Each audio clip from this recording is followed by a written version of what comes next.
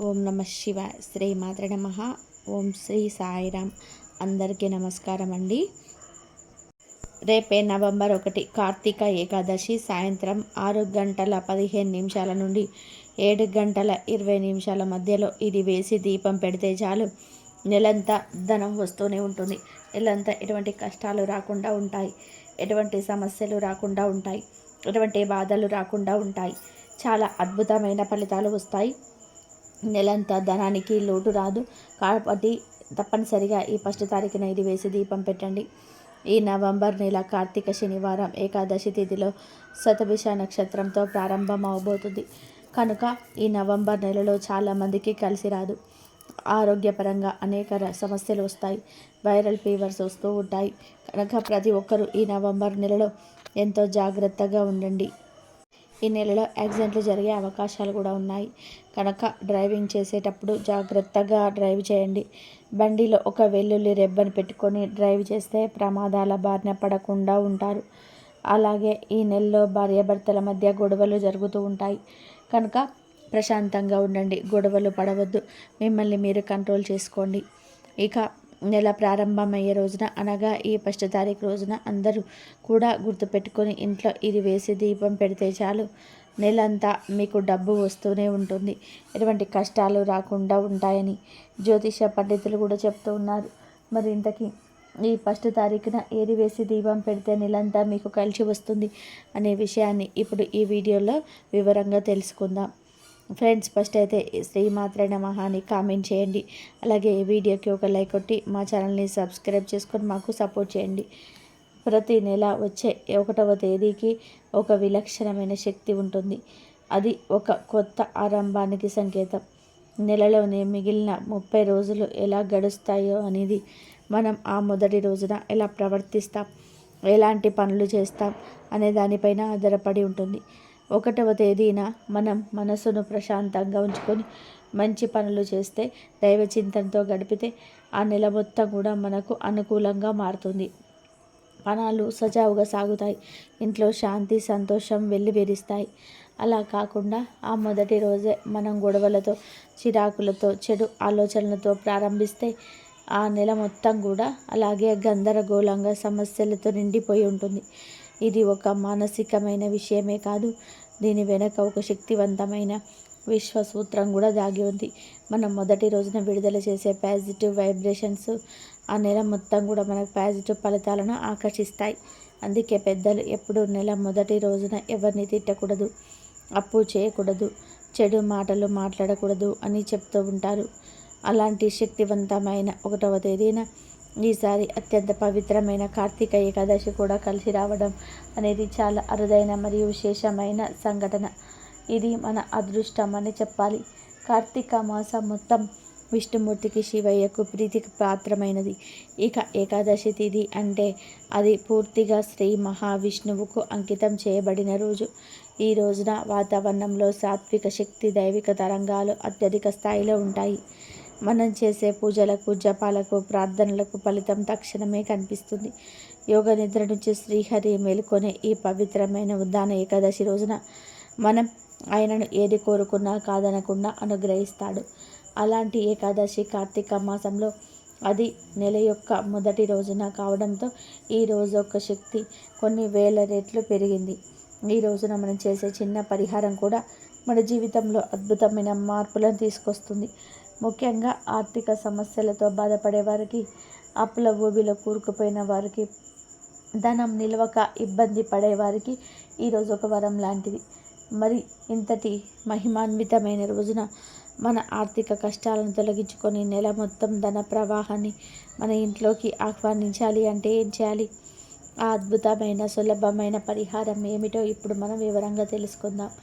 ఈ పరిహారాన్ని రేపు సాయంత్రం అనగా నవంబర్ 1వ తేదీన సరిగ్గా 6:15 నుండి 7:20 మధ్యకాలంలో చేయాలి. ఈ సమయం అత్యంత శక్తివంతమైన ప్రదోషకాలం. ఈ సమయంలో చేసే పూజలకు దేవతలు త్వరగా ప్రసన్నమవుతూ ఉంటారు. ముందుగా మీ పూజా మందిరాన్ని శుభ్రం చేసుకోండి. ఆ తర్వాత స్నానం చేసి శుభ్రమైన వస్తువులు ధరించి మనసు ప్రశాంతంగా ఉంచుకోండి. ఈ పూజ గదిలోని వెంకటేశ్వర స్వామి పటం లేదా విగ్రహం ముందు ఒక ప్రమిద పెట్టి ఆ ప్రమిదలో ఆవు నెయ్యిని కానీ లేదా నువ్వుల నూనెని కానీ పోయాలి. ఆవు నెయ్యి లక్ష్మీదేవికి అత్యంత ప్రీతిపాత్రమైనది. ఇది ఇంట్లో ఉన్న దరిద్రాన్ని తొలగించి ఐశ్వర్యాన్ని, ఆరోగ్యాన్ని ప్రసాదిస్తుంది. ఒకవేళ ఆవు నెయ్యి అందుబాటులో లేని వారు నువ్వుల నూనెను వాడవచ్చు. నువ్వుల నూనెతో దీపం వెలిగించడం వలన శని దోషాలు, పితృదోషాలు తొలగిపోయి పనులలో ఆటంకాలు తగ్గుతాయి. ఆర్థికంగా ఎదుగుదలకు ఇది ఎంతగానో సహాయపడుతుంది. ఇలా నూనె పోసిన తర్వాత ఇప్పుడు అసలైన 3 శక్తివంతమైన వస్తువులను ఆ దీపంలో వేయాలి. ఇవే మన ఆర్థిక సమస్యలను తొలగించే, ధనాన్ని ఆకర్షించే దివ్య ఔషధాలు. మొదటిది కొద్దిగా గలలుప్పు. అవును, మీరు విన్నది నిజమే. వంటకు వాడే సాధారణమైన గలడుప్పు. ఈ ఉప్పుకు మన శాస్త్రంలో అత్యంత ప్రాముఖ్యత ఉంది. ఉప్పు సముద్రం నుంచి పుట్టింది. సాక్షాత్తు మహాలక్ష్మీదేవి కూడా క్షీరసాగర మదనంలో సముద్రం నుండే ఉద్భవించింది. ఆ విధంగా చూస్తే ఉప్పు లక్ష్మీదేవికి సోదర సమానం. అందుకే ఉప్పులో లక్ష్మీదేవి అంశ ఉంటుందని మన పెద్దలు చెప్తూ ఉంటారు. ఉప్పుకు ఉన్న అతిపెద్ద గుణం ఏమిటి అంటే అది పరిసరాలలో ఉన్న నెగటివ్ ఎనర్జీని, దిష్టి దోషాన్ని, దరిద్రానికి తనలోకి పీల్చేసుకుంటుంది. మనం ఆ ఉప్పును దీపంలోని నువ్వుల నూనెలో వేసినప్పుడు అది మన ఇంట్లో, మన కుటుంబ సభ్యులపై ఉన్న సకల ప్రతికూల శక్తులను ఆకర్షించి దీపం వెలిగినప్పుడు ఆ జ్యోతిల దగ్ధం చేస్తుంది, అంటే కాల్చివేస్తుంది. మన దరిద్రమంతా కూడా ఆ దీపంలోకి కాలి బూడిదైపోతుంది. కనుక ఉప్పు వేసి ఉప్పుతో పాటు ఒక యాలక్కాయ కూడా వేయండి. యాలక్కాయను సుగంధ ద్రవ్యాల రాణి అంటారు. దీనికి ఉన్న సువాసన అమోఘమైనది. లక్ష్మీదేవి గంధప్రియ అని అంటారు. అంటే అమ్మవారికి సువాసనలంటే ఎంతో ఇష్టం.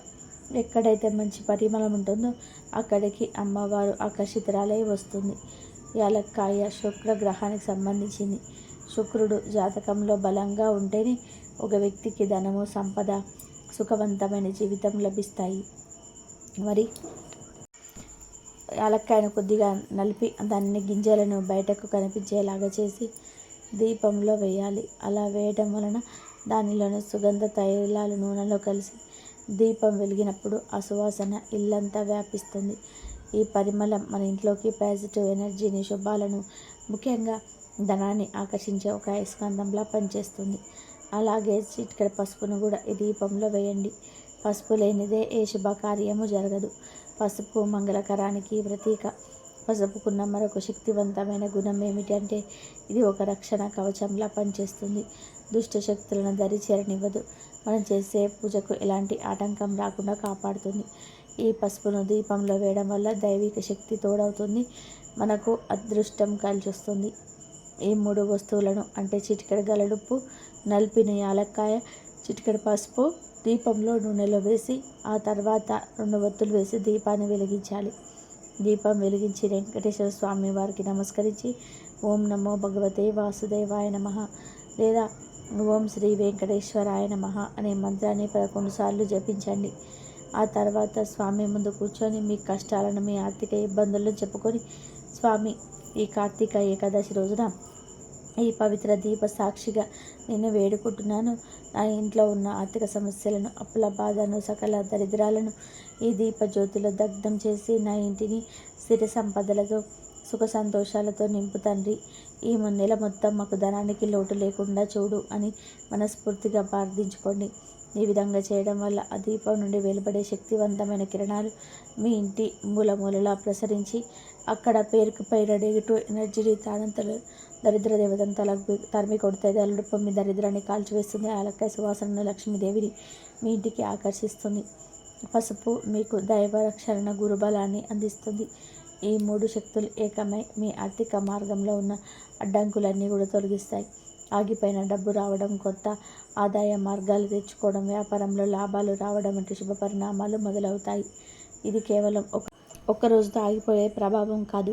నెల యొక్క మొదటి రోజు అది ఎంతటి పవిత్రమైన రోజున మనం చేసిన ఈ శక్తివంతమైన పరిహారం నెల మొత్తం ధన ప్రవాహాన్ని చూపిస్తూనే ఉంటుంది. ధనం ఏదో ఒక రూపంలో మీ చేతికి అందుతూనే ఉంటుంది. నమ్మకంతో, భక్తితో ఈ చిన్న పరిహారాన్ని ఆచరించి చూడండి. ఆ కలియుగ దైవం వెంకటేశ్వర స్వామి కృపతో మీ జీవితంలో అద్భుతమైన మార్పును మీరే స్వయంగా చూస్తారు. కనుక మీరు కూడా రేపు 1వ తారీఖున ఈ వస్తువులు వేసి దీపం పెట్టి నెలంతా కూడా సంతోషంగా జీవించండి. కార్తీక శుద్ధ ఏకాదశిని ప్రబోధన ఏకాదశి, బృందావన ఏకాదశి అనే పేరుతో పిలుస్తారు. ఆషాఢ శుద్ధ ఏకాదశి రోజున పాలకడిలో యోగ నిద్రకు ఉపక్రమించిన శ్రీ మహావిష్ణువు కార్తీక ఏకాదశిన మేల్కొంటాడని పురాణ కథనం. కార్తీక శుద్ధ ఏకాదశికే బోధన ఏకాదశి అని, దేవ ప్రబోధిని అని ఏకాదశి అని, ఉద్దాన ఏకాదశి అని పేర్లు. తొలి ఏకాదశి రోజున శయనించిన శ్రీ మహావిష్ణువు ఈ ఏకాదశి రోజున యోగ నిద్ర నుంచి మేలుకునే రోజు కాబట్టి ఇది ఉద్దాన ఏకాదశి అయింది. దీనిని హరిబోధిని ఏకాదశి అని కూడా అంటారు. తొలి ఏకాదశి నాడు ప్రారంభమైన చాతుర్మాస్య వ్రతం ఈ ఏకాదశితో ముగుస్తుంది. మహాభారత యుద్ధంలో భీష్ముడు ఈ ఏకాదశి నాడే అస్త్ర సన్యాసం చేసి అంపశయం మీద శయనిస్తాడు. యజ్ఞవల్క మహర్షి ఈరోజు జన్మించాడు. ఈ రోజున ఉపవాసం ఉండి విష్ణువును పూజించి రాత్రి జాగరణ చేయాలి. మరునాడు ద్వాదశి గడియలుండగానే విష్ణు పూజ చేసి పారాయణం చేసి భోజనం చేసి వ్రతాన్ని ముగించాలి. ఈ ఏకాదశి రోజున చేసే విష్ణు పూజలకు కోటి జన్మల పుణ్య ఫలితాన్ని పొందవచ్చు. కాబట్టి ఈ ఏకాదశి నాడు తప్పకుండా విష్ణుమూర్తిని కానీ వెంకటేశ్వర స్వామి వారిని కానీ పూజించండి. ఈరోజు పూజ చేసే ఆడవారు తలస్నానం చేసి ఇల్లంతా పసుపు నీళ్ళు చల్లుకొని ఇంట్లో స్వామివారికి పూజ చేయాలి. స్వామివారికి అత్యంత ప్రీతికరమైనటువంటి వాటిలో తులసి దళాలు ఒకటి. కాబట్టి మీ పూజ గదిలో ఉన్న స్వామివారి పటం ముందు కొన్ని తులసి దళాలను పెట్టి స్వామివారికి దీపారాధన చేయండి. ఈ రోజున నువ్వుల నూనెతో దీపారాధన చేయాలి. ముఖ్యంగా స్వామివారి పూజలో ఒక పిండి దీపాన్ని వెలిగిస్తే మంచిది. అప్పుల సమస్యలతో బాధపడేవారు ఈరోజు 11 యాలకులను ఒక దారానికి గుచ్చి ఒక యాలకుల మాలను తయారు చేసి ఆ యాలకుల మాలను స్వామివారి పటానికి వేయండి. ఈ రోజున స్వామివారికి ఆ యాలకుల మాలను సమర్పిస్తే అప్పుల సమస్యలన్నీ కూడా తొలగిపోతాయి. ఇక స్వామివారికి నైవేద్యంగా ఒక బెల్లం ముక్క నివేదించండి. ఇంకా ఏకాదశి స్వామివారిని పూజించేటప్పుడు ఓం గోవిందాయ నమః అనే మంత్రాన్ని చదువుతూ పూజ చేయండి. చివరిగా స్వామివారికి ఆరతిచ్చి నమస్కారం చేసుకోండి.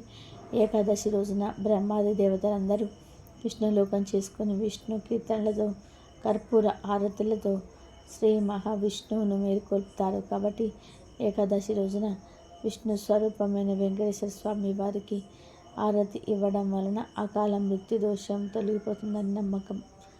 ఏకాదశి రోజున పూజ చేసేవాళ్ళు మీ పూజ గదిలో అక్షింతలు పెట్టి పూజ పూర్తయిపోయిన తర్వాత ఆ అక్షింతలను మీ పర్సులో పెట్టుకుంటే మీ ఇంట్లో డబ్బు ప్రవాహం పెరుగుతుంది.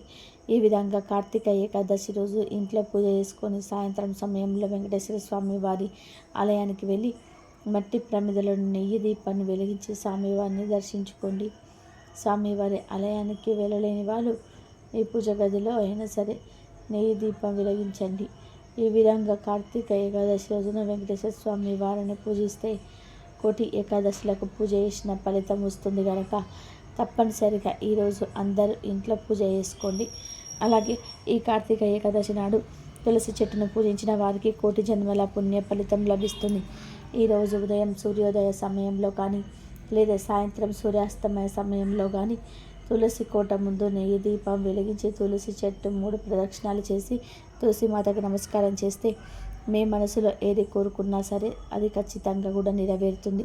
కాబట్టి లక్ష్మీదేవి అనుగ్రహంతో మీ ఇల్లంతా ఐశ్వర్యంతో నిండిపోతుంది. అంతేకాదు ఈ ఏకాదశి రోజున శ్రీ మహావిష్ణువు రావి చెట్టులో కొలువై ఉంటాడని భావిస్తూ ఉంటారు.